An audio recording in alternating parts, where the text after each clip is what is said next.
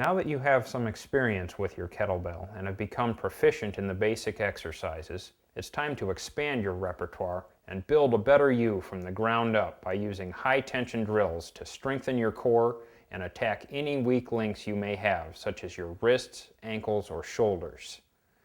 The exercises on this video are presented in no particular order, so choose the ones that suit you best and practice them in multiple sets of low repetitions. For more information on workout design, visit my website at www.kettlebellinstructor.com. Let's get started. If you've trained with me before, you know that for me, everything begins and ends with the deadlift. At this point, performing a standard deadlift with weights like this should no longer be challenging to you, but there are a number of simple variations we can perform which will re-intensify this fantastic exercise. Let's start by having Kerry demonstrate the one-legged deadlift. Kerry begins the exercise by stepping forward and placing her exercising foot directly in between one or two kettlebells. Notice that you can proceed with kettlebells that are not of the same weight if you desire. She finds a point at eye level straight ahead of her and keeps her eyes on it at all times. It's critical that her head stays up throughout the drill. She then uses all her mental focus to bring a hard contraction into her foot, clear through her leg, and into her core. She inhales deeply and begins folding over to the bell, using her back leg as a counterweight. When she reaches the bell, she should be inhaled, crush her core, crush her grip, and slowly use a contraction in her glute to drive her hip into a lock. She can pause briefly at the top, then inhale and fold over again. Notice that her head stays up and notice the shape of her spine, flat and straight at all times. Inhale, crush everything, and push the weight into a lock. By changing the load at the bottom between every rep, she makes it particularly difficult for her ankle to maintain stability throughout the drill. An excellent idea. Inhale, crush, and slowly fold over. It's important to maintain the grip in your foot at all times and a contraction in the abdominals. Inhale, crush, and lift into a full lock. Don't worry if you periodically have to use your back leg to check your balance. That's fine. Inhale, crush, and fold over. Excellent. As will be the case with many of the exercises on this video, it's an excellent idea to proceed very slowly and to try and contract your entire body before ever lifting the weight off of the ground. You notice Kerry's very slow and deliberate pace throughout the exercise, maintaining tension from her feet, clear up through her core, clear into the grip that she's using to hold the weight. Proceed slowly and you'll be successful. And don't worry if you have to use your back leg to check the ground and maintain your balance from time to time. Now we'll put your second leg back into the exercise, but move the weight from the center of your body to the outside and perform the suitcase-style deadlift. As compared to a standard deadlift where your stance would look like this, you need a relatively tight stance because otherwise you would have to lean over just to get to the kettlebell. In this case, our goal is to maintain a straight spine throughout the exercise. Look straight ahead as always. Inhale once. Pull your shoulders down by creating tension in your lats and push your tailbone straight back until you reach the bell. When you've reached it, you should be fully inhaled. Crush your abdominals and your grip and stand up without allowing the force of the bell to pull you sideways. Stay straight at all times. Crush, push your tailbone back. One more time. Inhale, crush the lats and reach down for the ground. Then inhale and push your tailbone back. Crush and lift without bending. Crush, return the bell to the ground. It may be helpful to place a second kettlebell on your opposite side, or at least to visualize that you're lifting a bell in either hand. Now let's look at it from the side angle. You will note that I make every effort to keep my shins vertical and do all the folding here at the waist. Inhale once. Contract the lats and reach for the ground. Look straight ahead. Exhale, then inhale as you go down to the bell. Crush and lift without leaning. Inhale, crush, and push the tailbone out. One more time. Inhale, crush the lats, reach for the ground, and exhale. Now inhale and fold to the bell. Crush and lift without leaning. A full lock of the hips and knees at the top. Inhale, crush, and push the tailbone back. Note that I never compromise my spinal alignment throughout the drill. This exercise is excellent for developing strength and stability in the fine musculature all along your spine. It will provide you stability and make you more resistant to injury. The front squat is an excellent exercise for developing both power and flexibility in the legs. And because of the location of the weight in front of you, it takes very little weight to get a very intense workout. As with any exercise, your success will depend on how well you hold the correct body alignment. Begin the exercise by cleaning a bell to the ready position and assuming a stance approximately shoulder width apart with your feet pointed slightly to the outside. Your mental focus during this exercise will be on 3 key points. You will pull your tailbone as far back as possible while simultaneously pushing your knees apart. But the real key to the exercise is contracting your abdominals hard, both on the way down and on the way up.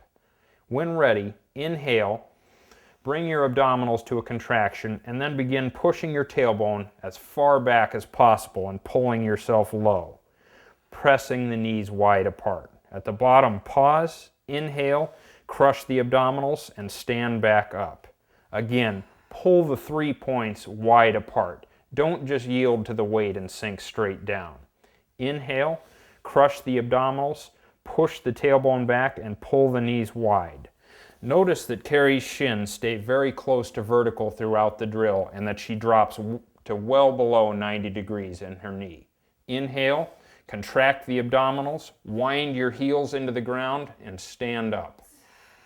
It's fine if you get your shoulders fatigued during the exercise to lend some extra support with your free hand. Let's go through a rep that way. Inhale, look straight ahead, crush the handle, and pull the 3 points apart. Go as low as you can, pause, inhale again, crush, and stand up. Very good, you can park it. After your strength and skill have improved, feel free to add a second kettlebell and perform the front squat two-fisted. Note that the weights do not have to be the same size for a slow technical exercise such as this. Practice the front squat in multiple sets of low repetitions. I hope you never have to experience the horror of being without access to strength training equipment. If you do find yourself in such a situation, then your work on the front squat and the one-legged deadlift will have prepared you to exercise without weights using the one-legged squat or pistol. This exercise is excellent for putting your leg muscles through a full range of motion and for developing balance and strength in your ankle. Let me demonstrate. Begin by taking the leg you're going to exercise and placing it forward.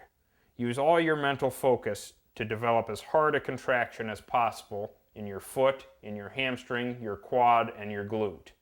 Extend your arms forward to help with balance, and then kick your other leg forward so that it does not touch the ground. Inhale, down. Notice that my shin stays relatively close to vertical throughout the drill. Inhale again, crush, and stand up. It's fine in the initial stages of this exercise to roll back and use some momentum to help you get up. Let me demonstrate again. Put the exercising leg forward, crush the foot, the quad, the hamstring, the glute. Arms forward for balance. Inhale and hold pressure in the abdomen. If you can't quite get up from this position, feel free to roll back, get yourself some momentum, and stand up from there. Let me demonstrate it with a different angle. The leg we're going to exercise comes forward. Tighten up everything. Arms forward for balance. Pause briefly at the bottom. Inhale. And stand back up. It's fine to perform this exercise using the assistance of a doorway or a partner until you develop the balance and coordination to perform it on your own. Perform the exercise in multiple sets of low repetitions, just as you do with all high-tension exercises. When it comes to incorporating all the muscles of the body into a single high-tension exercise that promotes both strength and flexibility, nothing is superior to the windmill. The windmill takes place in a standing position and requires a solid base, a stable shoulder and wrist, and extreme flexibility and power through the waist and core. We'll have Kerry demonstrate from start to finish how to build a stance and go from exercising with a weight in the bottom hand to moving a heavy weight overhead. Begin standing with your 2 feet together and keep your right knee and hip locked while you step forward and slightly out with your left foot, rotating so that the weight is accepted right into the arch of your foot. Now push your right hip back, far, far back, so that we remember to keep the knee and hip locked throughout the drill. Now take your right hand overhead and keep your eyes on it at all times. Notice that in order to get down to the kettlebell, Kerry is going to have to lead with her opposite shoulder and rotate down. She is not bending or folding sideways, she is rotating down. Go ahead and get to the bell, but don't lift it this time. Practice that alignment and now stand up without the weight into a full lock. Again, rotate, leading with the opposite shoulder until you find the weight. Her eyes stay up on her hand at all times so that she doesn't lose concentration. Again, stand up without the weight. This time we're going to lift it. She'll get down to the weight. Inhale at this point. Crush the abdominals, and the work actually comes from the glute and the oblique. Crush the handle and rotate back up through the same trajectory you used to get down to the bell. At the top you can relax partially. Inhale again, and rotate back down to the bottom. Note that the front knee bends slightly, but the back leg stays locked at all times. A couple more. By rotating in this fashion, Kerry ensures that her spine stays straight throughout the exercise. You can see the perfectly straight line here. One more time. Inhale, crush here, crush here. Wind the bell up. Inhale, crush and wind to the bottom. Stand up without the weight. Work the bottom hand windmill with a light to moderate weight until you get the technique right. Then we're ready to take the weight overhead. Again, start with a light weight and take it overhead for the overhand windmill. Clean a bell to the ready position. Then use a jerk or a press to get the weight overhead. Rebuild the same stance we used for the bottom hand windmill. The leg under the weight is locked out. She steps forward and opens the opposite foot. That knee can bend, but the back leg stays locked. You note that her eyes are on the bell at all times and that her wrist must be in alignment with her forearm. If the wrist goes, it's likely that you'll lose the bell, so you must squeeze hard and stay in alignment here. When ready, inhale, crush the core and the glute and wind just down to knee level at the beginning. Pause here, inhale, recrush and wind up. Eventually, exercise a little deeper. Crush, wind down towards the middle, crush again and wind back up. Continue.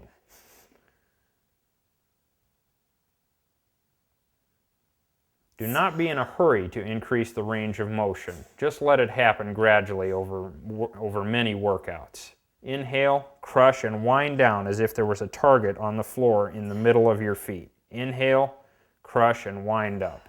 Now let's change the angle slightly.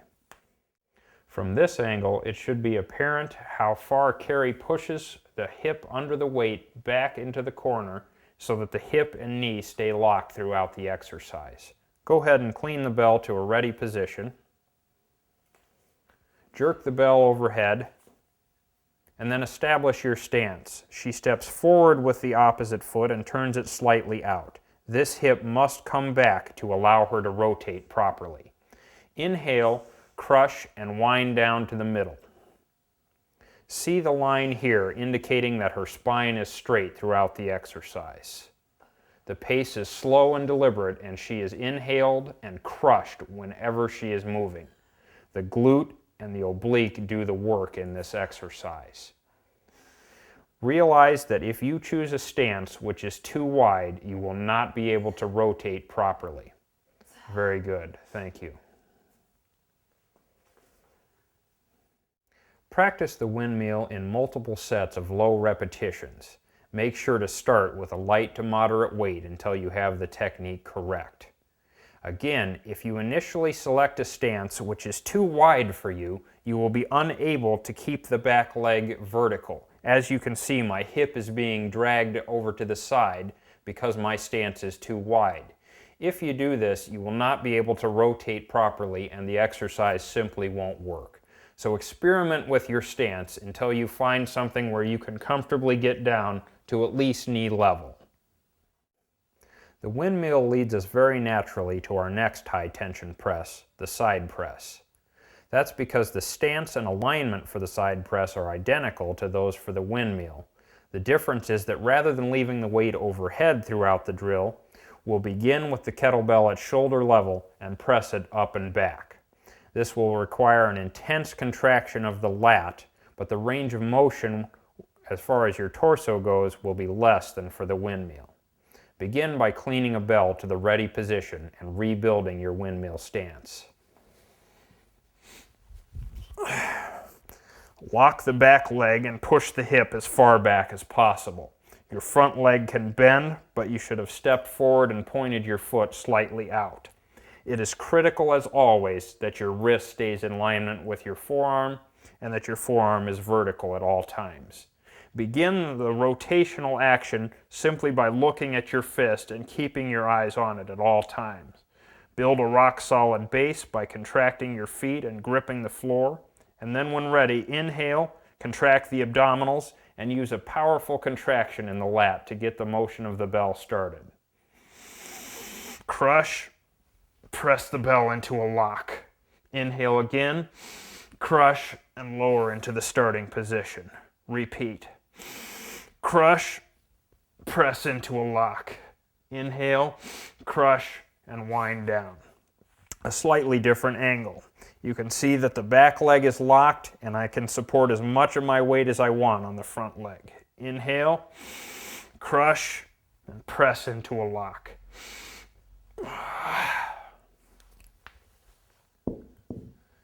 It's critical that you stay tight in the core at all times and remember to activate the lat both on the way up and the way down. Practice the side press in multiple sets of low repetitions and never train to muscle failure.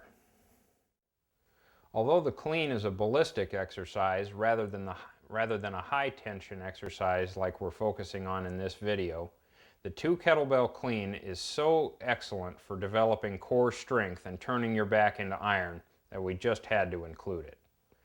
Start with 2 kettlebells that must be of the same weight for this particular exercise. Remember all the key pointers from the 1 kettlebell clean and you can't go wrong.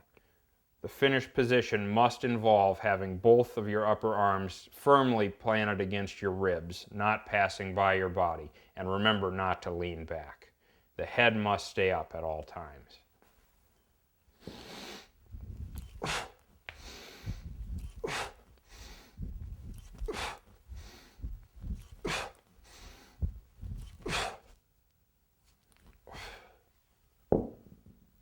This exercise alone would be sufficient to turn your back into iron and to blow your endurance and metabolism through the roof. It will also lead to some other high tension exercises that we'll do later. Another excellent variation of the clean is what's called the bottoms up or grip clean, an excellent exercise for targeting the weakest of all links, the wrist. In order to perform this exercise successfully, Kerry will have to clamp down with all her might on the handle of the bell in order to stop the motion that would otherwise carry it over the top of her hand.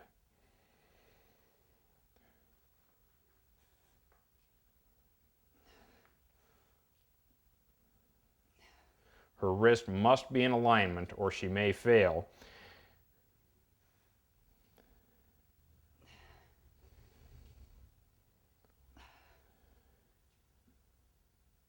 Very good. It is likely that at the beginning you'll experience a mixture of good and bad repetitions of the bottoms-up clean. Sometimes the bell is simply going to go too fast or too far and get away from you, flipping all the way over. Because of that, you need to take a couple of precautions. Make sure that the bell is not lined up so that when it flips over it will be coming at your face. You want it to be flipping in this direction.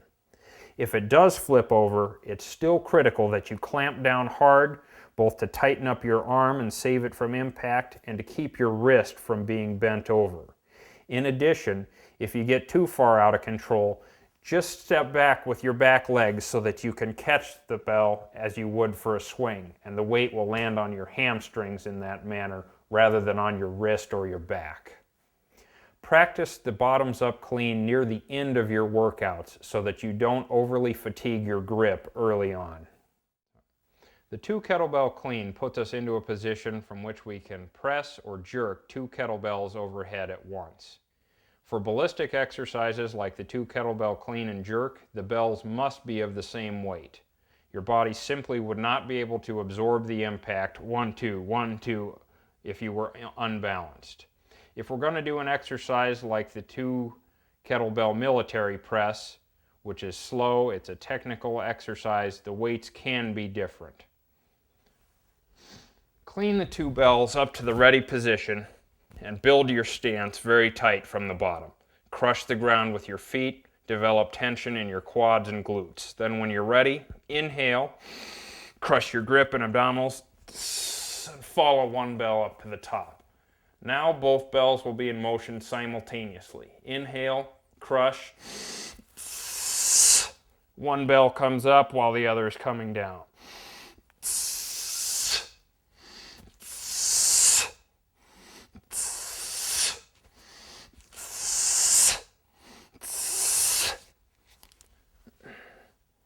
You noticed that as I pressed each bell up, I had my focus on the fist that was doing the pressing.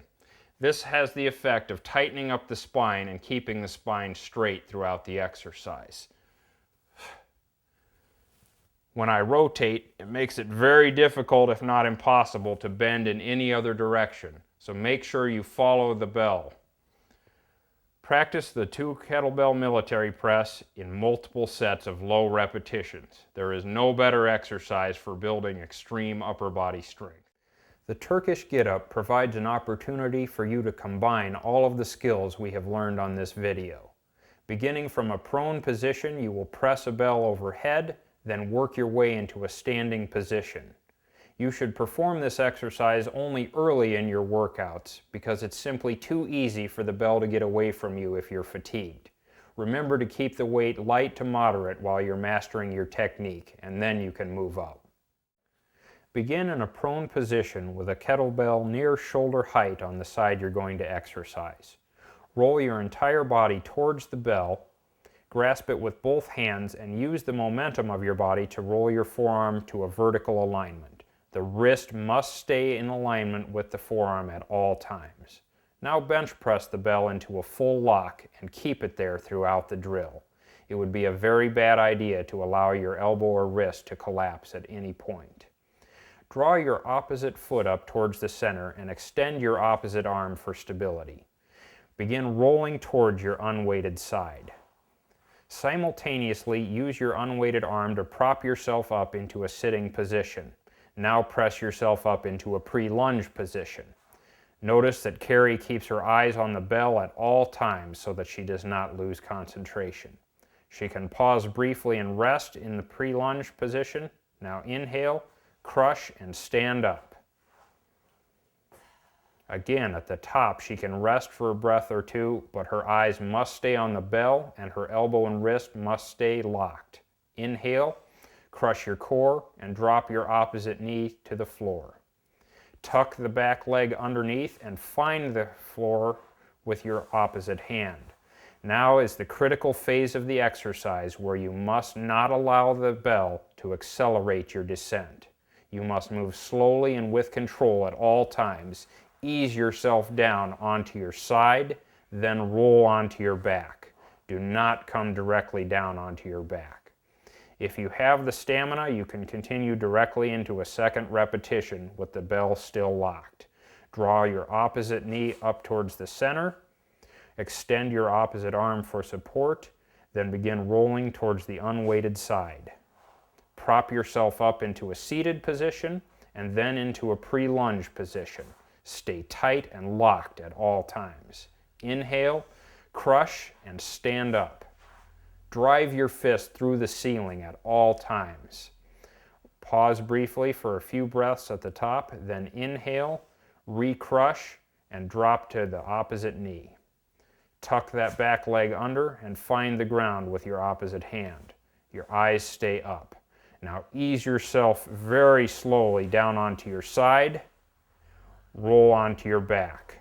It would be a very bad idea to allow the bell to start drifting up towards your head because you might lose control of it. Now slowly lower the bell so that your elbow comes to the ground and use both hands to safely return the bell to its initial position. For all high tension exercises, you should keep the reps low. But for the Turkish Getup in particular, a set of 1 or 2 reps is a very good set. Keep the reps low and your form always must be perfect. You now have a variety of high tension exercises at your disposal to add variety to your workouts and to attack any specific weaknesses you may have. The one-legged deadlift is excellent for building strength and stability in your ankles, just as the bottoms-up clean does for your wrists. The windmill challenges your shoulder to remain stable through a wide range of motion, and all of the exercises require that you develop and maintain a rock-solid core. Personally, I like to choose 2 to 3 of the exercises from this video and practice them in circuit fashion for 2 to 3 sets at the beginning of my workouts. I lift as heavy as possible, but I keep the reps low and quit anytime I get fatigued. Remember that proper technique is far more important than the number of reps you perform or the amount of weight that you lift. Stay disciplined in your technique and you won't believe the progress you can make. Best of luck to you in all your training.